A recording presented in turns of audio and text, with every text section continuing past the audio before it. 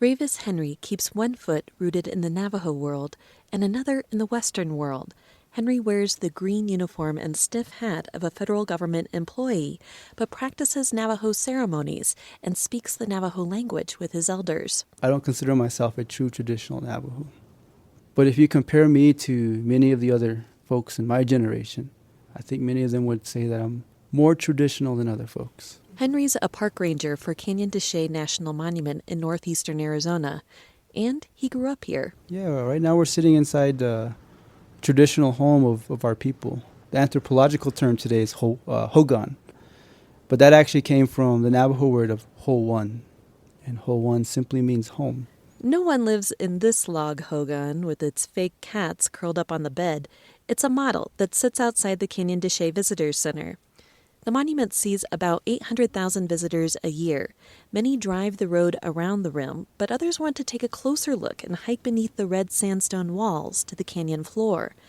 Unlike most national parks, they're not allowed to enter without a Navajo escort. You know, when people come up to the visitor center and ask why they can't enter, first talk about the sacredness and what this place means to our people, and talk about the ruins and the preservation efforts that we're trying to uphold here. But then also talk about it as a home. And I ask people, how would you like it if I came to your home, uninvited? Walk through that gate, across your lawn, come inside, sit on the couch and turn the TV on, dig in the fridge. About 40 families live and farm on the canyon floor. People have lived here for more than 4,000 years, starting with the prehistoric Puebloans, or Anasazi as they're sometimes called. The Hopi, Zuni, and Navajo have all called this place home, and for many, Canyon de Chelly is sacred. This is Earth+Bone. I'm Laurel Morales. Park archaeologist Keith Lyons says working here is a dream job. One site almost goes into the next site, goes into the next site, goes into the next site. Where even in Arizona, which is archaeological rich, usually you can define a circle or a boundary around a site, and usually there's distance between them. But the concentration here was very unique. In the late 1800s, outsiders discovered the abundance of ancient pottery, baskets, and stone tools in caves and ruins.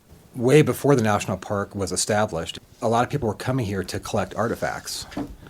There was a big interest in American antiquities, particularly by museums on the East Coast, the West Coast, and in Europe. So a lot of people were coming to Canyon de Chelly to collect antiquities, to display them, and there weren't a lot of laws to protect these artifacts. The federal government convinced the Navajo Council the tribe needed help to protect the canyon. In 1931, President Herbert Hoover used the Antiquities Act to designate Canyon de Chelly a national monument. But archaeologists continued to study and excavate the cultural sites, this time with the government's permission. When Navajo guide Adam Teller was a boy growing up in the canyon, his grandmother sent him to spy on the archaeologists. She worried about the bodies buried in the canyon being disturbed by the digs. My grandma used to tell us that you don't go climbing around the canyon walls and the caves and such.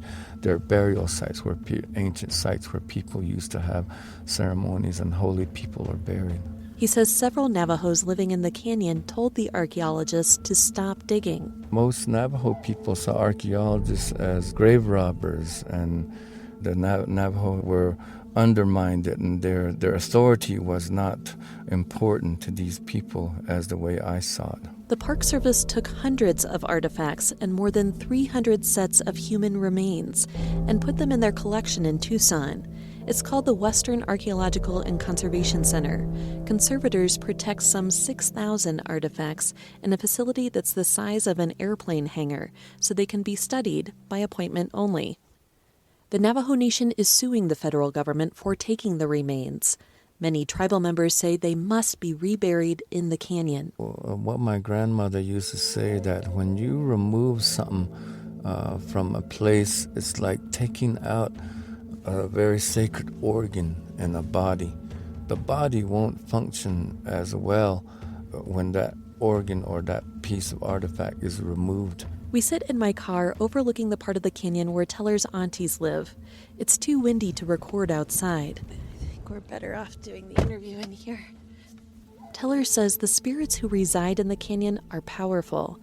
Many Navajos believe Canyon de Chelly is the place where deities like Spider Woman and Changing Woman reside. So medicine men, when I was a little boy, they used to go to the rocks and they used to take mud that they had prayed on and they deemed sacred, and they throw it on the walls as a way of waking up the gods. And then the gods would come out of the rocks to bless them.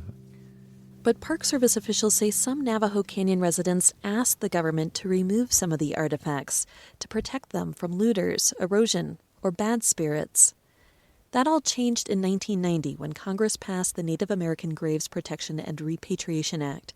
The Park Service, attempting to follow the law, is looking at each bone to identify whether it's Hopi, Zuni, Puebloan, or Navajo, and argues in court that until it determines that, it needs to safeguard the remains. Monument Superintendent Lynn Carranza says it's their job to make sure the remains go to their rightful owners. It is important to stress that there is a sacredness to the canyon, to a lot of different people. We in the National Park Service, at this point in time, our desire is to repatriate. But the Navajo Nation wants all of the remains returned to their tribe so they can rebury them. According to the complaint, removing the remains has caused the tribe illness, depression, and damaged crops. In their latest appeal to the Ninth Circuit Court, the tribe's attorney argued the Treaty of 1868 gave them exclusive use and occupation of Canyon de Chelly. The judges sent the case back down to Arizona District Court for further proceedings. While Superintendent Carranza could not discuss the case, she did say the Park Service's philosophy at Canyon de Chelly has changed. She believes she must do more than just consult with the tribe. We have to co-manage. It's not asking them how we should manage their land. It's how should we manage this together? And I think that's the change in thinking that has happened in the last few years here at Canyon de Chelly as we are moving forward. It's giving up control of everything. It's remembering this is their home, or as Ravis Henry translated, whole one. Many believe the Navajo people are not whole without the remains back where they belong. This is Earth+Bone. I'm Laurel Morales.